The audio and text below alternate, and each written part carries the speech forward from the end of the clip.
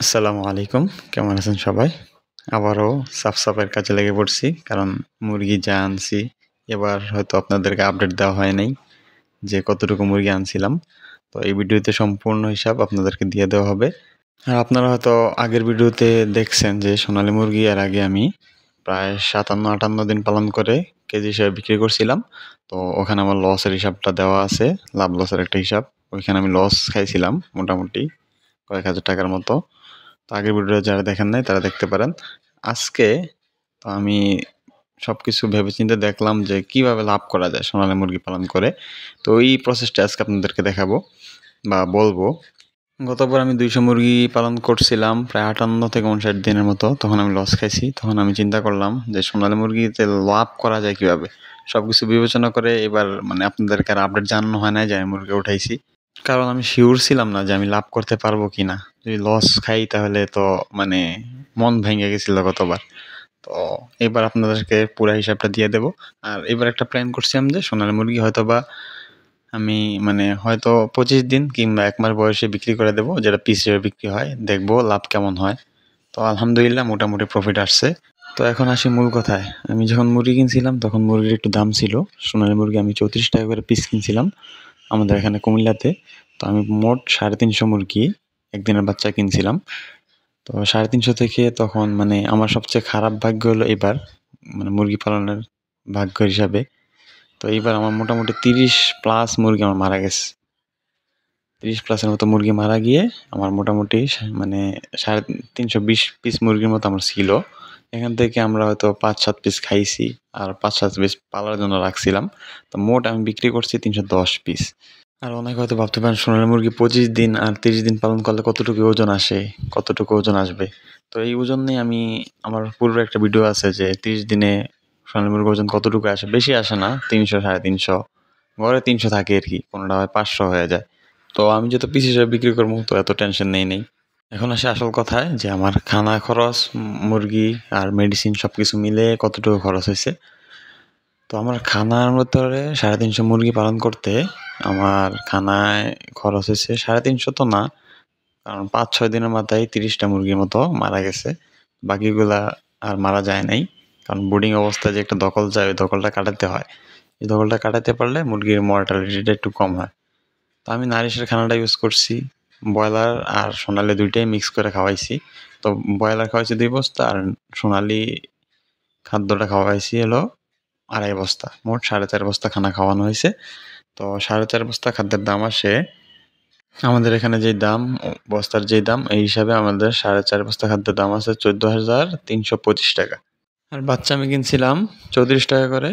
৩৫০ বাচ্চার দাম আসে ১১,৯০০ টাকা। তো আমি ১১,৮০০ টাকা দিছিলাম। এখান থেকে ১০০ টাকা সেভ হয়েছে আর কি। তারপর আসি অন্যান্য খরচ, যেমন কারেন্ট বিল, কাঠের গুঁড়া, পরে মেডিসিন। আমি যেহেতু ভ্যাকসিন করাইছিলাম ইনসেপ্টা কোম্পানির ভ্যাকসিনটা, ওইটা প্রায় ৬০০ টাকার মতো দাম গেছে। আর টুকটাক মেডিসিন সব কিছু মিলে ২৫০০ টাকা আমার খরচ ধরছি ১ মাসে।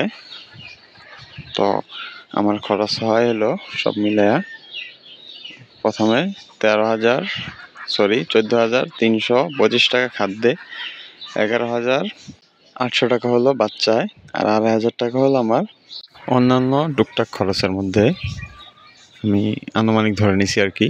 এই হিসাবে আমার মানে যা খরচ হয়েছে এই ৩৫০ মুরগি পালন করতে, সম্পূর্ণ খরচ হলো ২৮,৬২৫ টাকা। এখন আসি বিক্রির ব্যাপারে। এখন আসি মানে কত টাকা বিক্রি করলাম মুরগিগুলোকে। আমি আগে বলছি যে ২৭-২৮ দিন বয়সে আমি ২০০ মুরগি বিক্রি করে ফেলছিলাম। আর মোটামুটি ৩৩-৩৪ বয়সে আরও ১১০ পিসের মতো বিক্রি করছি। টোটাল ৩১০ পিসের মতো বিক্রি করছি। আর কিছু আমরা খাইছিলাম আর ২-৪টা আমরা পালন করতেছি আর কি, নিজেরা পালন করার জন্য রাখছিলাম। তো মোট আমি প্রথমবার যখন বিক্রি করছিলাম ২৭-২৮ দিন বয়সে, তখন আমি ১০৫ টাকা করে পিস বিক্রি করছিলাম। আর যখন আমি পরে বিক্রি করছি তখন ১ সপ্তাহ পরে বিক্রি করছি তখন ১১৫ টাকা করে পিস বিক্রি করছিলাম।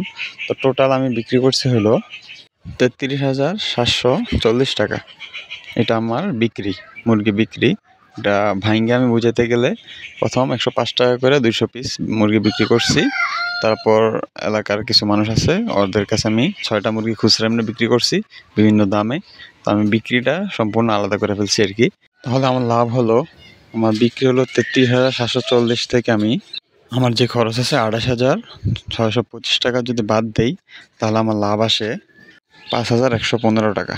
তো এই 350 মুরগি পালন করে আমার মরছে বেশি, যদি মরতো একটু কম, যদি আমি মরার পার্সেন্টেজটা একটু কম রাখতাম, মনে করেন যে 5% যদি রাখতে পারতাম 10%-এর জায়গায়, তাহলে আমার লাভ আরও বেশি হতো। তো আমি 5,115 টাকার মতো লাভ করছি। তারপর আমি কিছু খাইছি, 4-5টা মুরগি আমি পালন করতেছি আরও এক্সট্রা করে, এগুলো আমার এক্সট্রা লাভ। তো মোটামুটি 6,000 টাকার মতো লাভ করা সম্ভব। তো ভিডিওটা বড় হওয়ার জন্য আন্তরিকভাবে দুঃখিত, কিন্তু একটা কথাই বলবো যে সোনালী মুরগি বর্তমানে আপনি যদি বড় করে পালন করতে চান, তাহলে আপনি লসের ভাগীদার হতে হবে। কারণ পাইকারি যারা আছে তারা সোনালী মুরগির ওজন হিসাবে আপনার যে খরচ যাবে, ওই খরচ হিসাবে আপনাকে দাম দিতে চাইবে না। তো ভিডিওটা বড় হওয়ার জন্য আন্তরিকভাবে দুঃখিত। আপনারা চাইলে এমন করে সোনালী মুরগি পালন করতে পারেন, বিক্রি করতে পারেন। এই ছিল আমার 350 মুরগির লাভ লসের সম্পূর্ণ হিসাব। আশা করি সবার ভালো লাগছে। যারা ইচ্ছা আছে তারা পালন করতে পারেন। আমার জন্য দোয়া করবেন যেন জীবনে বড় কিছু করতে পারি। আজকের মতো এতটুকুই। সবাই ভালো থাকবেন। আসসালামু আলাইকুম।